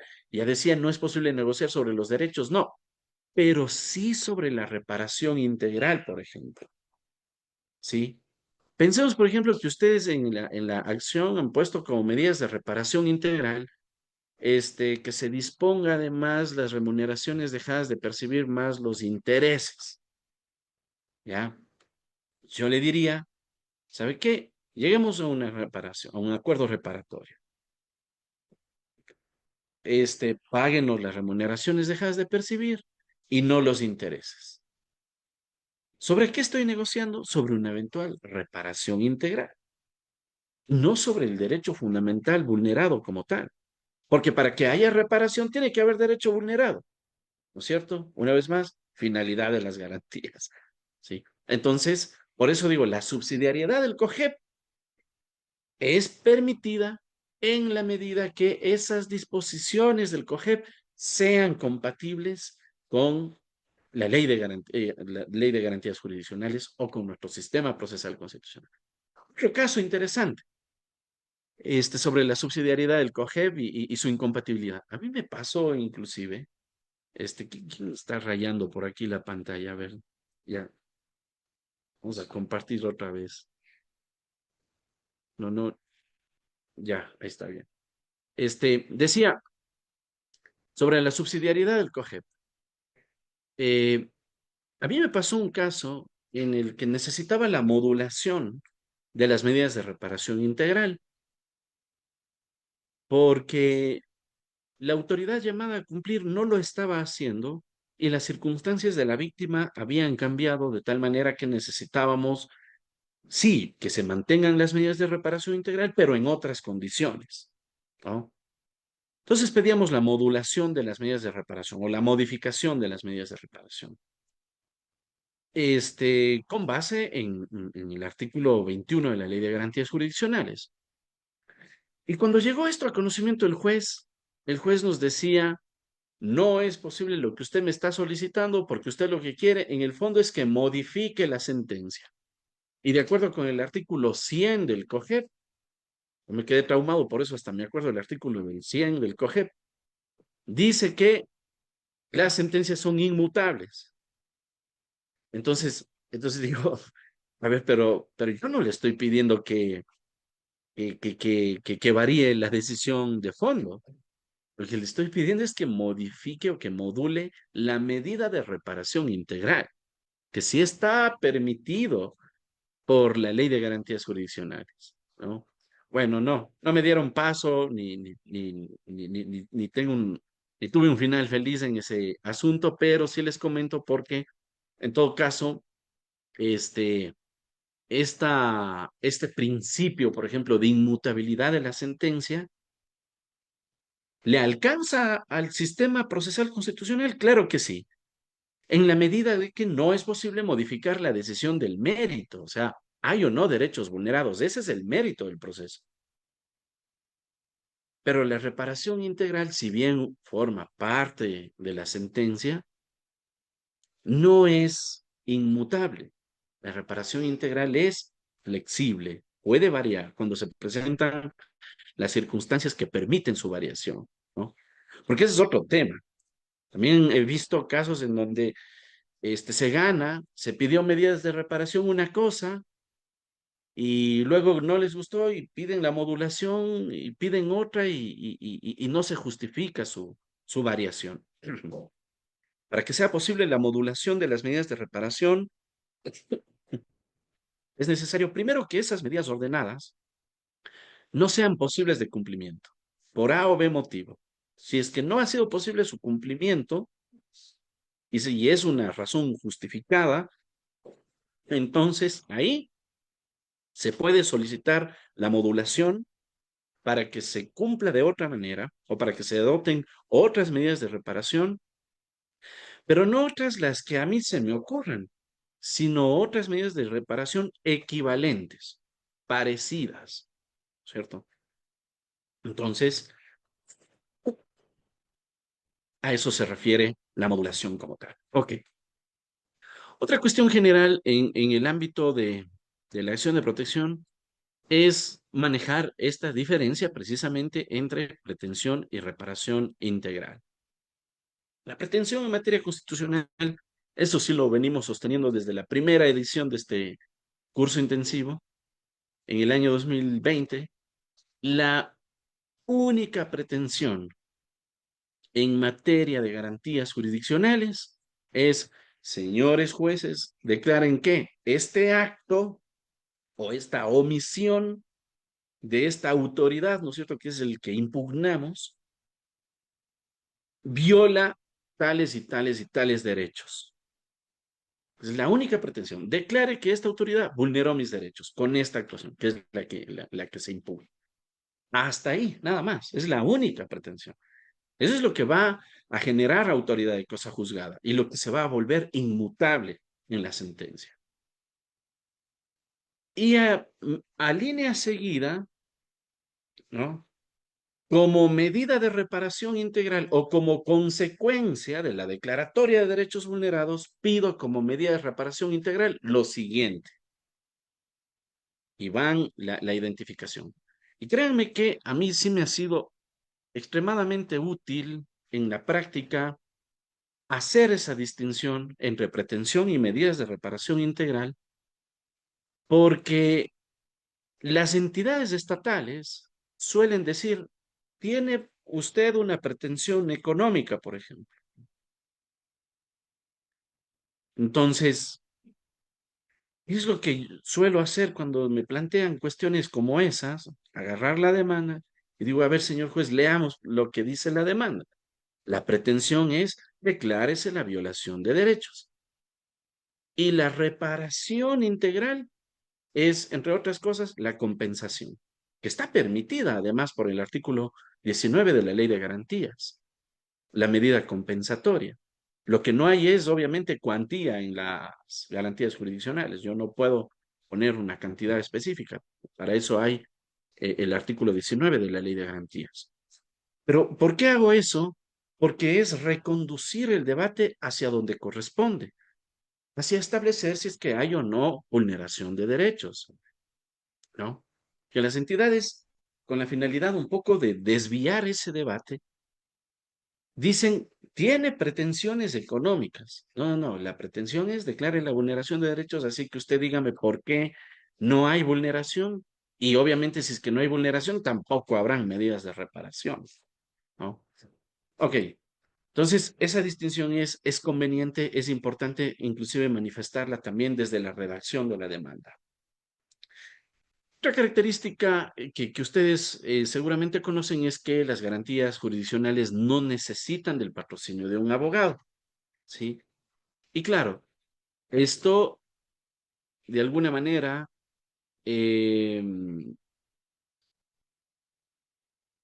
tenía por objeto que los ciudadanos se apoderen de las garantías y las puedan ejercer a plenitud, ¿no?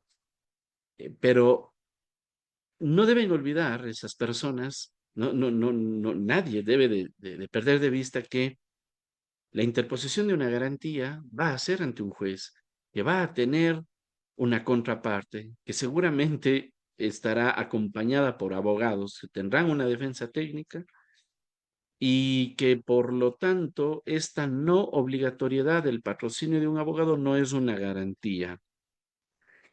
Por el contrario, sobre el patrocinio de un abogado, fíjense ustedes, hay varias sentencias de la Corte Constitucional en la que se ha ratificado la relevancia de la participación de los abogados en general en los procesos judiciales, ¿no?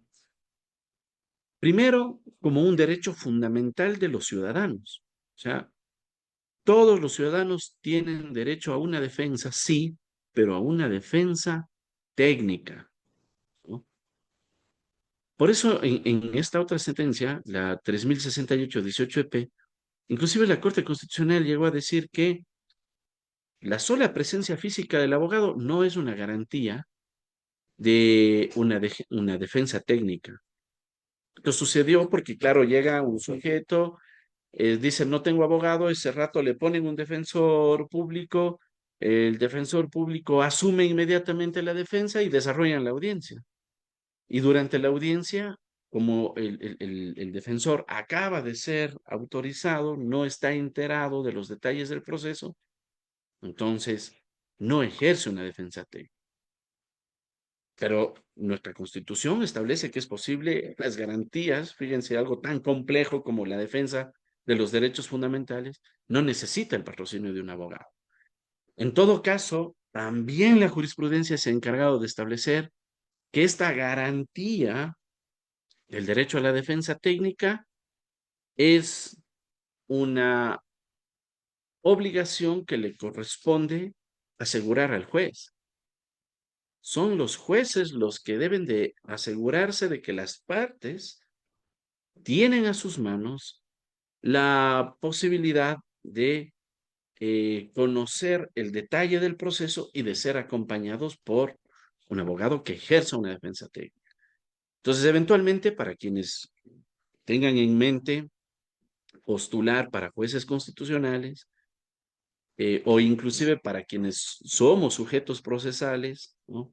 Cuando intervenimos en las audiencias y vemos que alguien de pronto está queriendo aplicar esa disposición constitucional, es prudente advertirles a los jueces, vea, señor juez, inclusive para evitar nulidades, para que después no me digan que se ha violentado su derecho a la defensa técnica, decirles que se le recuerde o que por lo menos esté consciente de todos los derechos que tiene y bajo su responsabilidad que maneje su propio patrocinio, ¿no?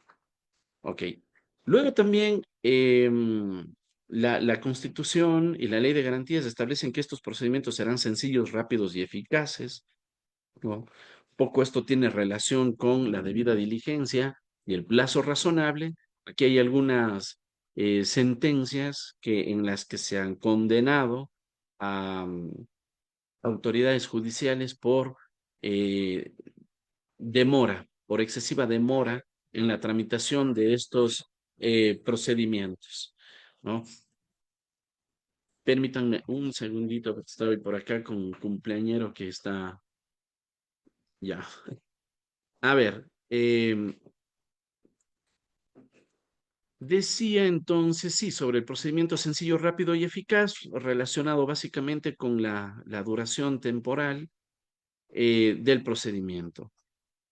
Además, se establece que estos procedimientos serán orales en todas sus fases e instancias Sin embargo, y les invito a revisar la sentencia 1855-12-EP, porque, y sobre la misma lógica, hay varias sentencias más en donde se establece que el recurso de apelación en las acciones de protección no es estrictamente necesaria la convocatoria a una audiencia.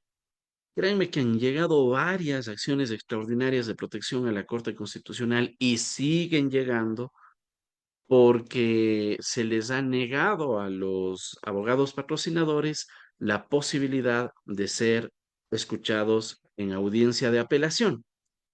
Pero la Corte Constitucional no ha cambiado su línea jurisprudencial, a pesar de que este argumento está en la Constitución, de que serán orales los procedimientos en todas las fases e instancias. Sin embargo, la Corte, en deferencia con el legislador, ha llegado a establecer que solamente en aquellos casos en donde el legislador obligue a través de la norma la convocatoria a una audiencia, en esos casos es posible el desarrollo de ese tipo de diligencias. De otra manera, si es que el legislador no permite o no obliga, mejor dicho, la convocatoria de audiencia en apelación, entonces esa convocatoria a audiencia es discrecional del juzgador. Usted le puede pedir, por supuesto, tiene un derecho de petición, pero no tiene la garantía de que se la vayan a conceder, ¿no? Entonces, esto de la oralidad en todas las fases e instancias se relativiza cuando a apelación nos referimos, pero también cuando hablamos de medidas cautelares, porque la naturaleza jurídica misma de las medidas cautelares exige que tan pronto como el juez tiene la petición en sus manos, entonces tenga que pronunciarse. De hecho, una de las características de las medidas cautelares es que se conceden inaudita parte, es decir, sin oír a la parte contraria siquiera, mucho menos convocar, condicionar el otorgamiento de una medida cautelar a la celebración de una audiencia. ¿Por qué?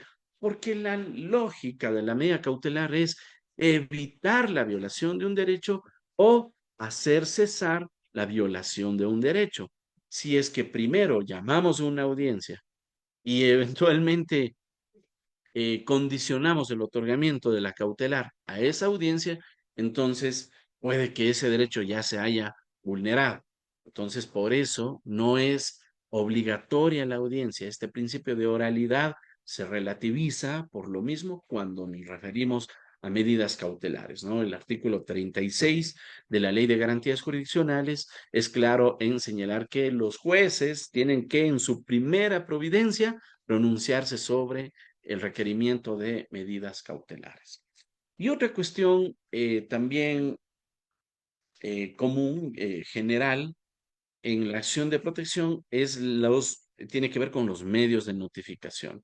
¿Sí? En esta sentencia, que es muy interesante y de hecho yo suelo utilizarla casi en la mayoría de las demandas, al pie de página, en esta sentencia, la 318-17-CPC, la Corte Constitucional estableció que es posible la notificación por medios electrónicos.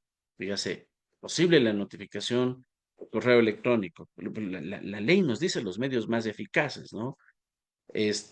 Posteriormente, la Corte aclaró, o me parece que fue en esa misma sentencia, que solamente en los casos de instituciones que tienen por objeto el patrocinio institucional, como la Procuraduría General del Estado o la Defensoría Pública, no deban de ser notificados al correo electrónico porque su misión institucional hace que todo el tiempo estén recibiendo ese tipo de notificaciones y podrían entorpecer su buena marcha. A ellos, ahí sí, obligatorio hay que notificarles en persona. Pero de ahí, la posibilidad de notificar por correo electrónico, o por los medios más eficaces, yo diría hasta una llamada telefónica, pidiéndole al secretario que siente razón de su actuación, es plenamente viable, plenamente viable. Los medios son informales. Recordemos, en materia procesal constitucional, rige un principio de formalidad condicionada, en virtud del cual esta excesiva, extrema rigurosidad que sucede en otros procedimientos no sucede en el ámbito procesal constitucional. Bien. Em, vamos ahora con una cuestión de muchísima relevancia en la acción de protección que tiene relación con la competencia de la autoridad. Bueno, hasta que no se creen los juzgados constitucionales especializados, seguimos esta lógica de competencia, ¿no es cierto? Y bueno, que dicho sea de paso, hasta cuando se creen esos juzgados constitucionales especializados, tendremos que observar estas reglas de competencia. La única diferencia es que el sorteo va a recaer ya en donde hayan varios jueces, va a recaer obviamente por sorteo, pero yo vi que para esta creación de judicaturas constitucionales especializados en algunas provincias se va a poner un juez constitucional, así que ya qué sorteo hay por ahí, ¿no es cierto? Ya no hay absolutamente nada. Pero, en esos casos sí, y tendrán estos jueces que observar las reglas de competencia establecidas en la Constitución, en el artículo 86 y en el artículo 7 de la Ley de Garantías Jurisdiccionales, ¿no? Que se refiere a esto, ¿no? Que la competencia radica en el lugar en donde se origina el acto u omisión o donde produce sus efectos. Vamos una por una. En donde se origina el acto, ¿no? Es posible que una autoridad que se encuentra en la ciudad de Quito, que es generalmente donde está la institucionalidad pública central, eh, tenga incidencia en algo que sucede al otro extremo del país. Pensemos en Loja, ¿no? Por ejemplo, el Consejo de la Judicatura, el Pleno del Consejo de la Judicatura toma sus decisiones en la ciudad de Quito, por ejemplo, para la destitución de un juez en la provincia de Loja. El acto se origina en la ciudad de Quito y es en la ciudad de Quito en donde va a tener entonces la posibilidad de presentarse una acción porque es el lugar donde se origina el acto. Pero los efectos que produce esa actuación se dan en Loja, porque es en Loja donde se encuentra el sujeto destinatario de esa actuación. ¿Cierto? Así que si es que ese es el lugar, si Loja es el lugar donde se producen los efectos, también tendrá ese juez destituido la posibilidad de impugnar ese asunto en la provincia de Loja, ¿no? Ahora, la característica en todo caso de ese acto, para que pueda ser impugnado, esto quizás por aquí ya me adelante un poco, pero son características del acto, es que pueda producir efectos directos. Ya lo mencionábamos en la primera sesión, siempre los actos que impugnamos deben de incidir directamente en el derecho fundamental, no a través de actos intermedios, sino de manera directa. Dice, se ejecuta, se agota con su ejecución, son características propias del acto administrativo, debe de provocar una violación de derechos y, consecuentemente, el deber de reparar, que más o menos ya lo hemos platicado. Ahora, sobre el lugar en donde se producen los efectos. Eh, los efectos pueden llegar a suceder en el mismo lugar en donde se origina el acto, es decir, un juez que es destituido por el Pleno del Consejo de la Judicatura en la ciudad de Quito, solamente tendrá la ciudad de Quito para presentar su acción, porque el acto se origina ahí, también los efectos se producen ahí, no hay por dónde, no hay por dónde más irse. Entonces, estamos ahí frente a efectos locales, ¿no? Se originan en el mismo lugar. Pero eventualmente pueden haber actuaciones que tengan efectos nacionales, ¿sí? Y estos efectos nacionales persiguen al sujeto al lugar en donde se encuentra, ¿no? Aquí hay aquí están citadas dos sentencias. Bueno, la primera, la 845-15P/20, que se trata de un caso en el que no recuerdo si era policía o militar, fue destituido, me parece que en Quito, pero el señor tenía su domicilio en Esmeraldas, pero prestaba sus servicios en el oriente. Entonces, el acto, digamos así, se originó en la capital, produjo sus efectos en el oriente, pero el señor presentó la acción en Esmeraldas. Entonces, eh, la Corte en ese sentido determinó que los efectos pueden seguirle al sujeto cuyos derechos han sido vulnerados, dependiendo del lugar en donde independientemente del lugar en donde se encuentre, ¿sí? Así que la víctima de derechos violados, cuando son inherentes esos derechos a la persona que impugna, entonces puede presentarla en el lugar en donde se encuentre. Sin embargo, no está por demás decir que esta apertura que ha tenido la jurisprudencia para reconocer al domicilio como el lugar en donde es posible fijar la competencia en razón de los efectos del acto que se impugna, ha dado también paso para que se abuse de las garantías jurisdiccionales y pues se vayan, digamos, a lugares pequeños en donde hay jueces multicompetentes y donde esa obvia determinación de la competencia terminará incidiendo en la decisión. Es decir, alguien más o menos se va a un cantón pequeño, se busca un juez amigo multicompetente y presenta la acción de protección, bajo la lógica de que está en el domicilio. No, entonces, eso puede ser considerado como un abuso, por eso hay que, en cambio, en esas circunstancias, atender a el derecho que se impugna, ¿no?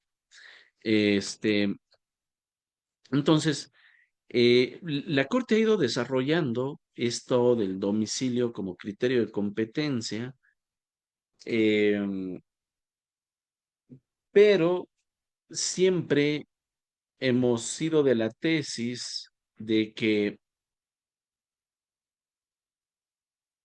el domicilio para fijar la regla de competencia debe de ser el domicilio de la víctima, porque eventualmente una acción de protección la puede presentar una persona diferente a la víctima, ¿no? Hay legitimación universal en la acción de protección. Y yo recuerdo sí que desde la primera edición de este programa, de este curso intensivo, sosteníamos esa tesis. Le corresponde, en razón de los efectos del domicilio, le corresponde al juez únicamente del domicilio de la víctima, porque ¿qué ha pasado? Justo lo que les comentaba hace un momento.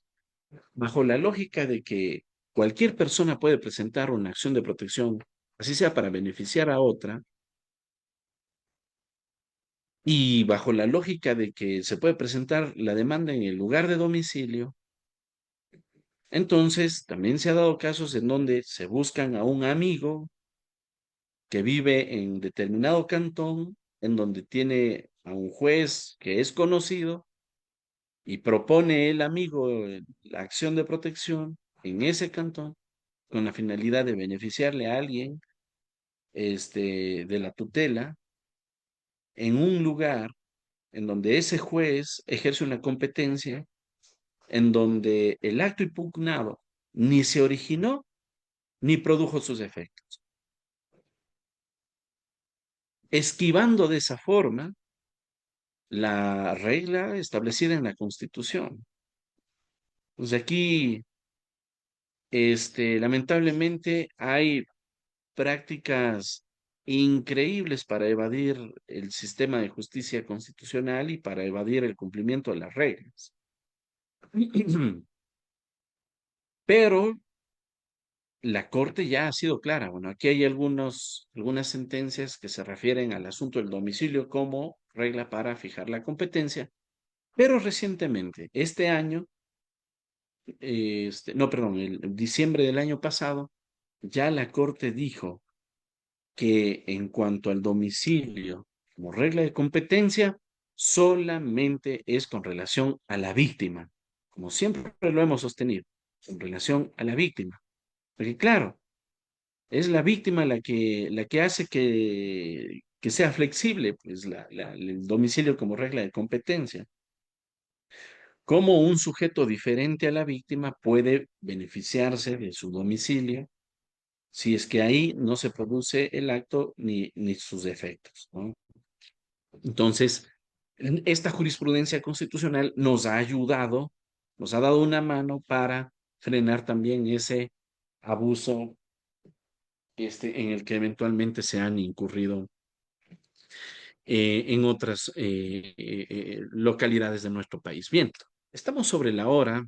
Mañana vamos a continuar con estas características procesales sobre legitimación activa, legitimación pasiva, y otros detalles propios de la acción de protección, así como ciertas acciones derivadas como la extraordinaria de protección y la acción de incumplimiento.